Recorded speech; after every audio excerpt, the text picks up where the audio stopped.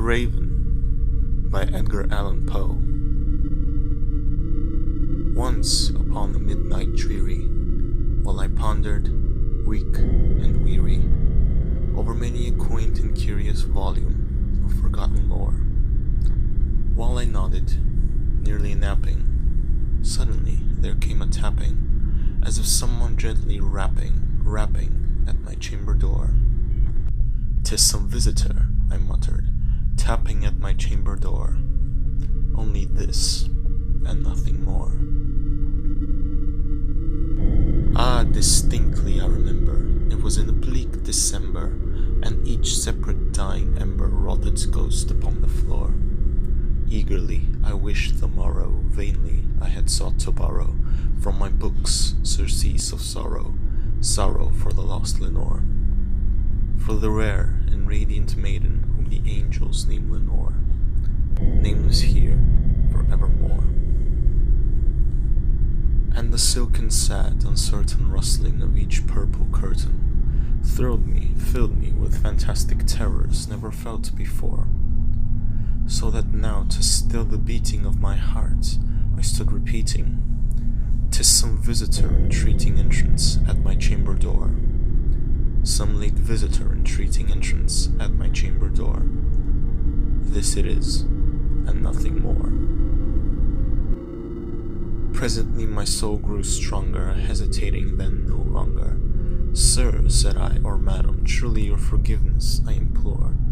But the fact is I was napping, and so gently you came rapping, and so faintly you came tapping at my chamber door, that I scarce was sure I heard you. Here I opened wide the door. Darkness there, and nothing more." Deep into that darkness peering, long I stood there wondering, fearing, doubting, dreaming dreams no mortal ever dared to dream before. But the silence was unbroken, and the stillness gave no token, and the only word there spoken was the whispered word, "Lenore." This I whispered, and an echo murmured back the word, "Lenore." Merely this, and nothing more. Back into the chamber turning, all my soul within me burning. Soon again I heard a tapping somewhat louder than before. "Surely," said I, "surely that is something at my window lattice. Let me see then what thereat is, and this mystery explore. Let my heart be still a moment, and this mystery explore. 'Tis the wind, and nothing more." Open here I flung the shutter, when with many a flirt and flutter, in there stepped a stately raven of the saintly days of yore. Not the least obeisance made he, not a minute stopped or stayed he, but with mien of lord or lady, perched above my chamber door. Perched upon a bust of Pallas, just above my chamber door, perched and sat, and nothing more. Then this ebony bird beguiling my sad fancy into smiling, by the grave and stern decorum of the countenance it wore. "Though thy crest be shorn and shaven, thou," I said, "art sure no craven, ghastly, grim, and ancient raven, wandering from the nightly shore. Tell me what thy lordly name is on the night's Plutonian shore." Quoth the raven, "Nevermore." Much I marvel this ungainly fowl to hear discourse so plainly, though its answer little meaning, little relevancy bore. For we cannot help agreeing that no living human being ever yet was blessed with seeing bird above his chamber door, bird or beast upon the sculptured bust above his chamber door, with such name as Nevermore. But the raven, sitting lonely on the placid bust, spoke only that one word, as if his soul in that one word he did outpour. Nothing farther than he uttered, not a feather than he fluttered, till I scarcely more than muttered, "Other friends have flown before. On the morrow he will leave me, as my hopes have flown before." Then the bird said, "Nevermore." Startled at the stillness broken by reply so aptly spoken, Doubtless, said I, what it utters is its only stock in store, cut from some unhappy master whom a merciful disaster followed fast and followed faster till his songs one burden bore, till the dirges of his hope that melancholy burden bore, of never, nevermore. But the raven still beguiling all my fancy into smiling, straight I wheeled the cushioned seat in front of bird and bustin' door. Then, upon the velvet sinking, I betook myself to linking fancy unto fancy, thinking what this ominous bird of yore, what this grim, ungainly, ghastly, gaunt and ominous bird of yore meant in croaking, nevermore.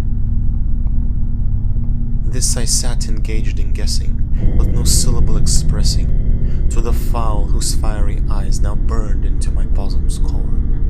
This and more I sat divining, with my head at ease reclining, on the cushion's velvet lining that the lamplight gloated o'er, but whose velvet violet lining with the lamplight gloating o'er, she shall press, nevermore.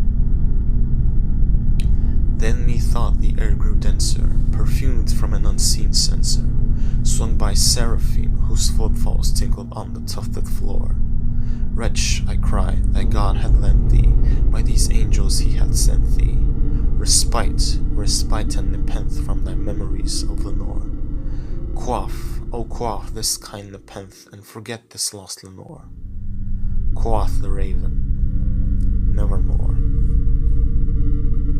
Prophet, said I, thing of evil, prophet still if bird or devil, whether tempter sent or whether tempest tossed thee here ashore, desolate yet all undaunted, on this desert island land enchanted, on this home by horror haunted, tell me truly, I implore, is there balm in Gilead?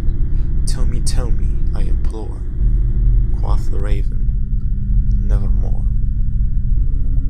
Prophet, said I, thing of evil, prophet still if bird or devil, by that heaven that bends above us, by that God we both adore, tell this soul with sorrow laden if, within the distant Aidenn, it shall clasp a sainted maiden whom the angels name Lenore, clasp a rare and radiant maiden whom the angels name Lenore.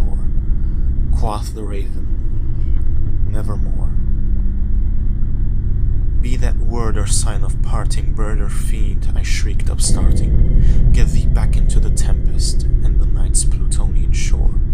Leave no black plume as a token of that lie thy soul had spoken. Leave my loneliness unbroken, quit the bust above my door. Take thy beak from out my heart, and take thy form from off my door. Quoth the raven, nevermore. And the raven, never flitting, still is sitting, on the pallid bust of Pallas, just above my chamber door.